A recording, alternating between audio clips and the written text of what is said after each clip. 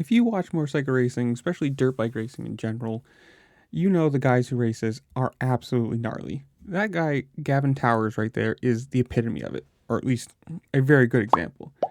Apparently, while racing the Gatorback Southeast Amateur and Regional, he broke his collarbone after the first race or second race, whatever. He won the first race, so either that or beginning of the second race, he broke his collarbone. June 5th, he had that collarbone fixed, so surgery, plated. He was back racing June 10th. That's 5 days for surgery, healing, and just getting back on a bike. And not only did he go racing, he won. He won the 250 Pro Sport and finished 5th in the Open Pro Sport. And that's not 2 races. He apparently raced 6 pro motos, or amateur motos, whatever. Pro Sport motos, there it is. He raced 6 races, 5 days after breaking his collarbone, getting it plated and fixed, and getting back on the bike.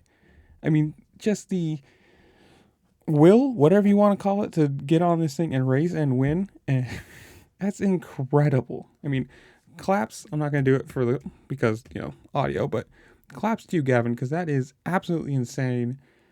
I don't know. I've never heard the name before today, when I reading this, but fan now, fan forever.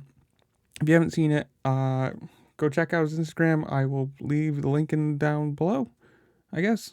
But as you're watching this, tell me, have you ever broken anything while racing? Do you race in general? Whatever it is, leave a comment down below. Remember to like, share, subscribe, do all the fun things this platform does, or you can do on this platform, whatever, because it really just helped me out. And that I will see y'all later. Peace.